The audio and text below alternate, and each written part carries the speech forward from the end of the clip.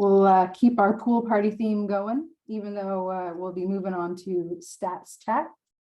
But here we go, without further ado.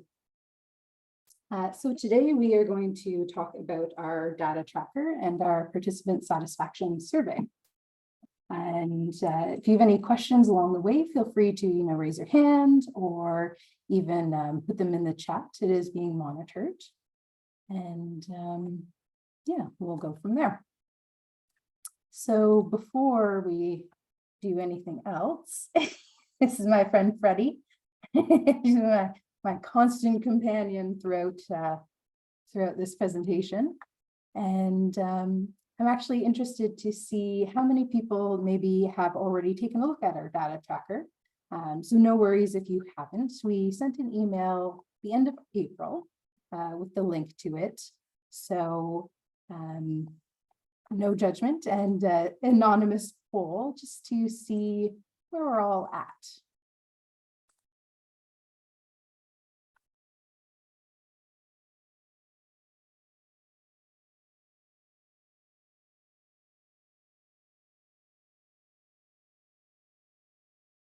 Perfect. Okay, awesome. Yeah, so most people haven't, which is all good. This is why we're meeting. Okay. So perfect, a little FAQ before we get too into it. So our data tracker is online using Microsoft Forms, similar to last year, if you may have filled it out then.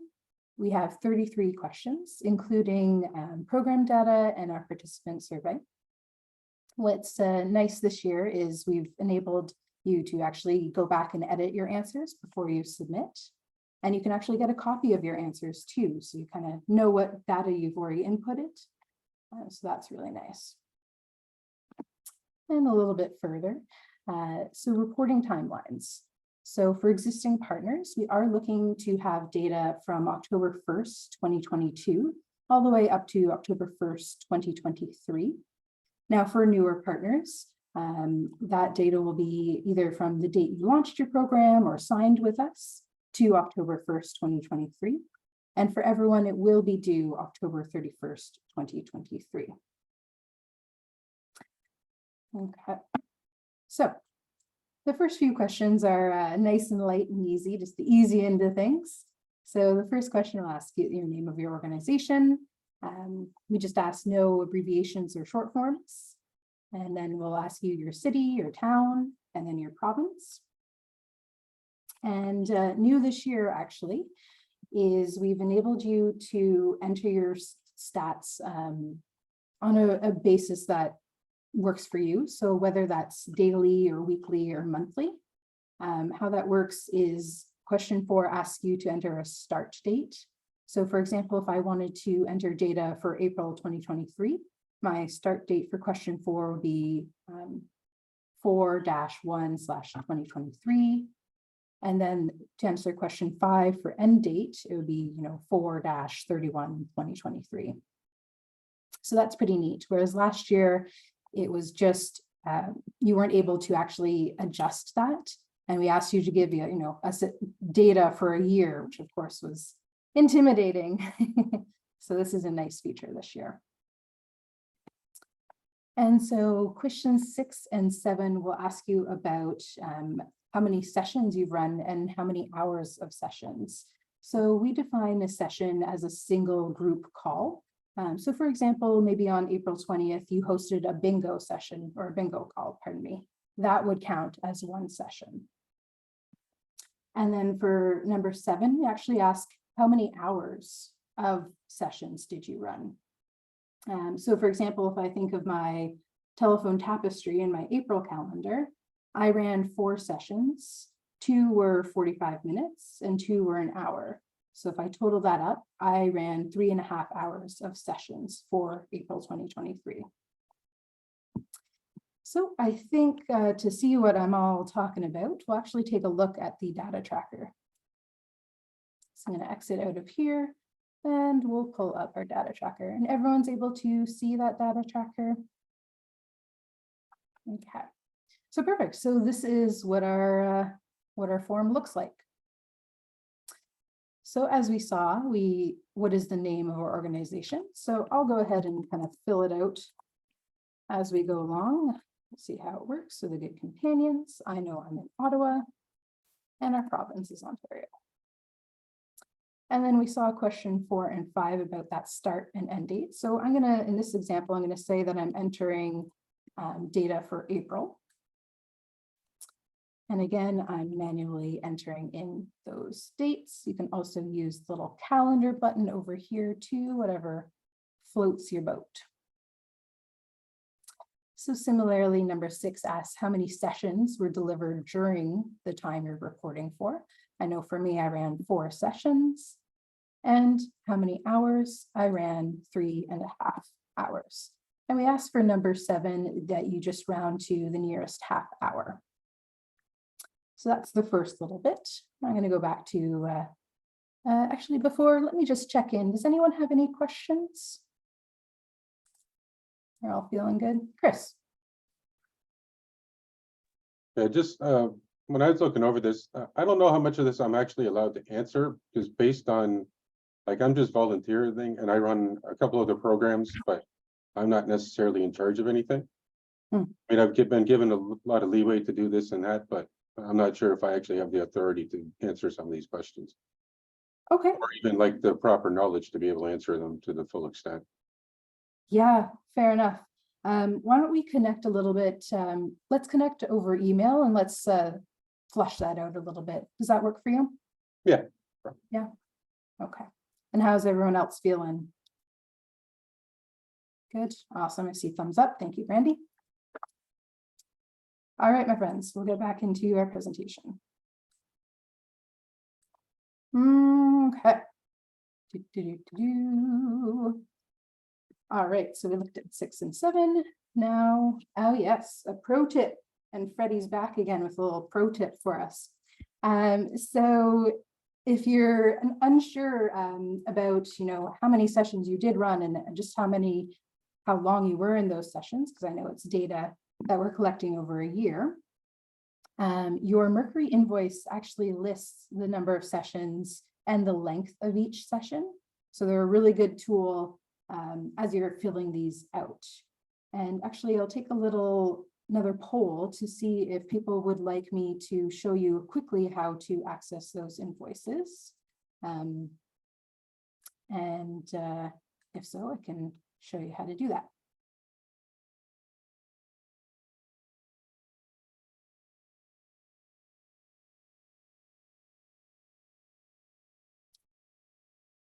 All right, 88% said yes. So perfect, no problem.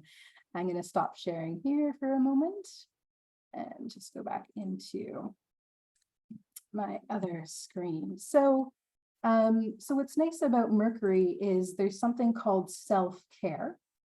So if you go to mercury.ca, towards the top, you'll see a self-care tab. And if you click on it, it will direct you to this page where you can log in as an administrator.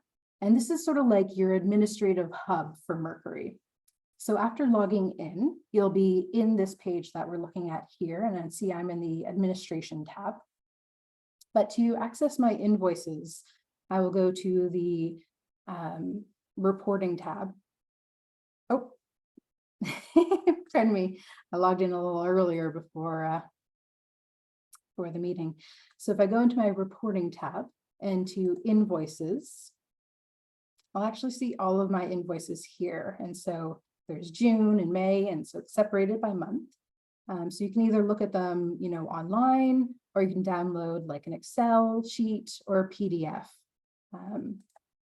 So if I take a look here at June, for example, I see all of my calls, how many callers were on it, and actually how many minutes. So we can further break down and answer those questions for our data tracker. Okay, so I'm going to head back to the presentation here. Okay, so that was answering 6 and 7, and nice, Freddie had a good pro tip to look at your invoices. Now, so question 8 will ask us what languages we run our program in. So we know that there are many languages we are running our program in, and we'd love to hear more about that. Okay. So now questions 9 to 13 ask the gender identity of our participants. So our funder has asked that we gather this information, recognizing that when people are actually provided an opportunity to self-identify their gender, it does make them feel respected and included. And of course, this also helps us identify, who our participants are so that we can create programming that is really reflective of their needs. And so it's our intention that this data is gathered through your participants self-identifying. We're not intending for you to, necessarily ask this outright. And we recognize that you likely may already know how your participants identify as you've been developing these relationships with them. So as you can see, we do use terms across the LGBTQ2+ spectrum. And we've worked with our LGBTQ2+ program coordinator at the Good Companions to help guide us on these terms and how to phrase questions so that they are inclusive and respectful. And we do recognize that terminology is continually evolving. And so we will evolve with it too. So this LGBTQ2+ acronym that we use with the Good Companions to refer to our gender diverse community stands for lesbian, gay, bisexual, transgender, queer, two-spirit, and the plus is to recognize people who may use additional terminologies as well.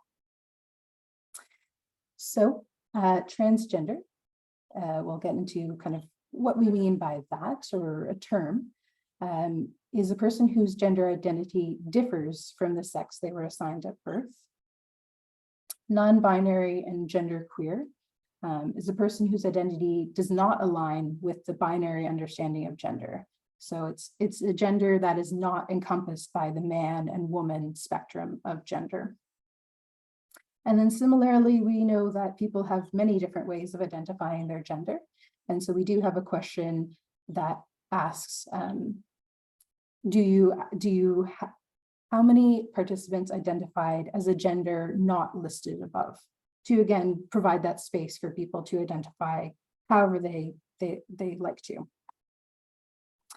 Any questions on any of those terms?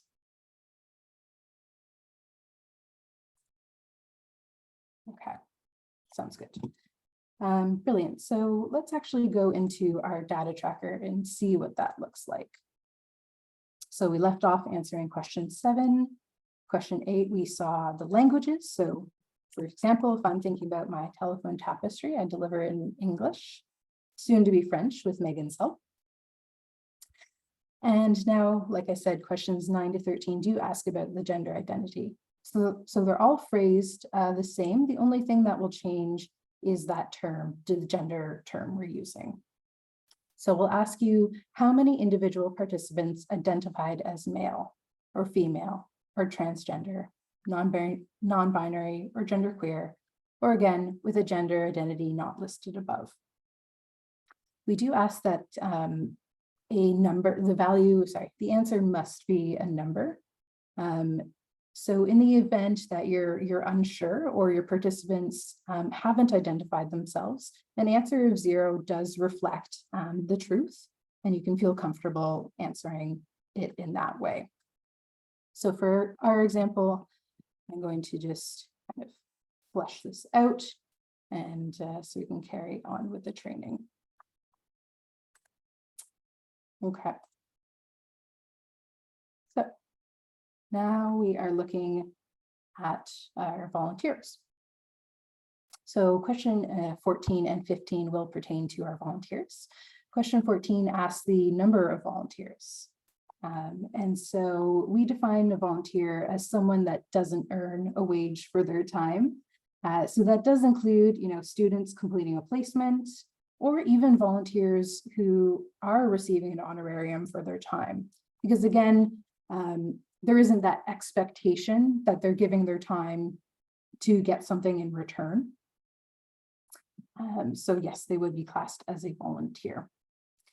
And then number 15 will ask us how many hours they gave of their volunteer time to help with your program.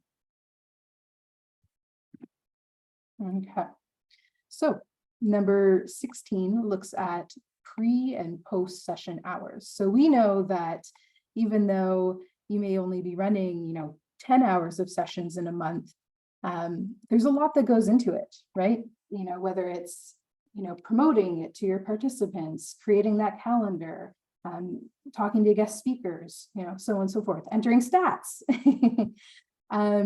So this question is just aiming to look at how much time outside of your sessions you're actually, committing to your program. So for example, if I was entering data for my telephone tapestry program for April, I would estimate that I spent probably 20 hours outside of the session time, putting it all together. So that's how I would answer that. Pardon me. Any questions about anything so far? Okay, perfect. All right. So question 17 is the last question before we get into our participant satisfaction survey. And it just asks if you have surveyed any participants up to this point. So if you answer yes, it will actually direct you to entering data, your participant satisfaction survey data. And if you answer no, it'll direct you to the end of the quiz. And at a later point, you can always come back and enter that survey data from your participants. Okay. So now we're going to look at the participant satisfaction survey. Okay, little FAQ before we get into it. As our partner, of course, we ask that you conduct participant surveys once a year. You can choose how many people to survey, who to survey, and how you survey them. Now, given the access by phone nature of our programs, we of course recommend that you conduct these interviews over the phone. And this may also be a good opportunity for you to collect any additional feedback that may be useful for your program. So, what are we asking? We ask that every survey contains at least these 3 questions. And so we are going to ask our participants, how has your participation in the SCWW program affected your sense of connection and belonging? And we ask them, has there been a significant increase, some increase, no change, or a decrease? We'll also ask them how their participation in the program affected their sense of isolation, whether there's been a significant decrease, some decrease, no change, or an increase. And lastly, we'll ask them how their participation has affected their sense of loneliness, whether there's been a significant decrease, some decrease, no change, or an increase. So these questions are intended as a multiple choice, with participants choosing the choice that best describes how the program has affected them. All right, and Freddie's back with another pro tip. So she says that it's best to survey your participants and collect their responses in Excel before entering them online. And this will actually help you complete the form more easily, as the questions are phrased just slightly different in the form than how you would ask them of the participants. Like for example, and we'll take a look, but for example, question 19 of the participant survey asks how many of your participants reported a significant increase in their sense of connection and belonging.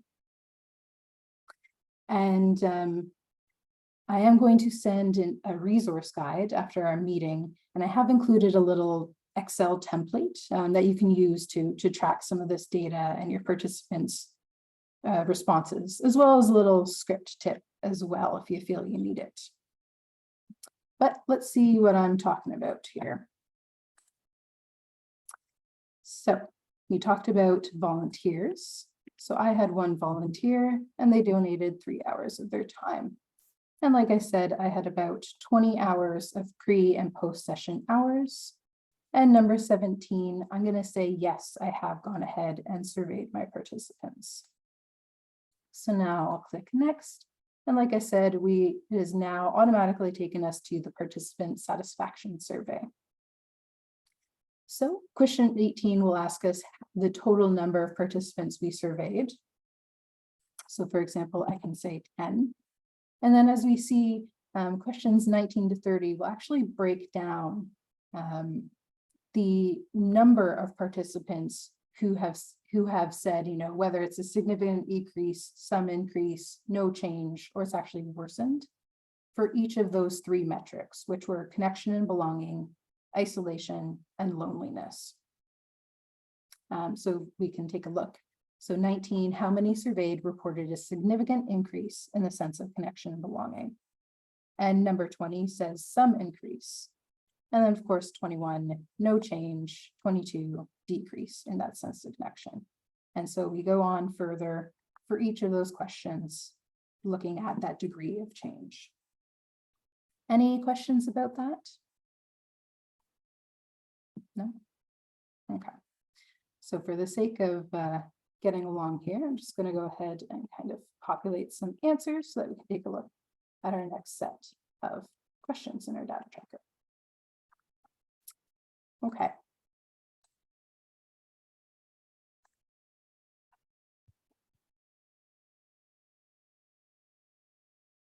Okay, so we took a look at number 18 to 30. And so once you enter your data for your participants, you'll get to our final 3 questions. So question number 31 was an open text box, and we'll ask you if you'd like to share any testimonials from your volunteers or participants or anyone else. We love to hear them. I know sometimes when I'm having a low day, I'll pull up what you guys submitted last year and read some. It always makes me feel better.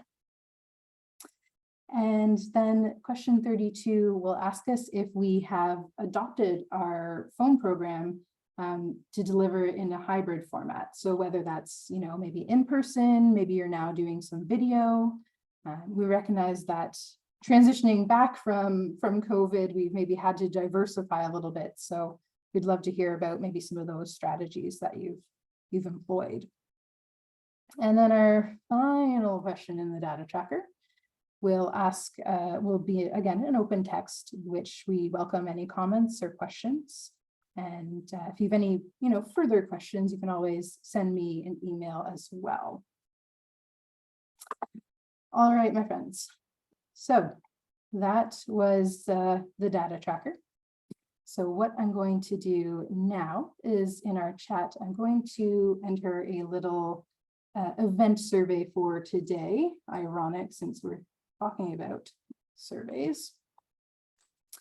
And if you are able to complete it, I'd super appreciate it. Give me an idea of how to improve this presentation and how we're all feeling about it. So some other additional next steps. So after this, I will, of course, we've been recording, so I'll send you the recording. We have an awesome resource guide for you too, with some additional tips and tricks. And if you would like it, I'm definitely available for a coaching session. I love that one-on-one time with you. And you can also attend our next session on this topic, which will be taking place on September 20th. All right, so thank you. And now I'll stop sharing. And if you have any questions, we have time for that.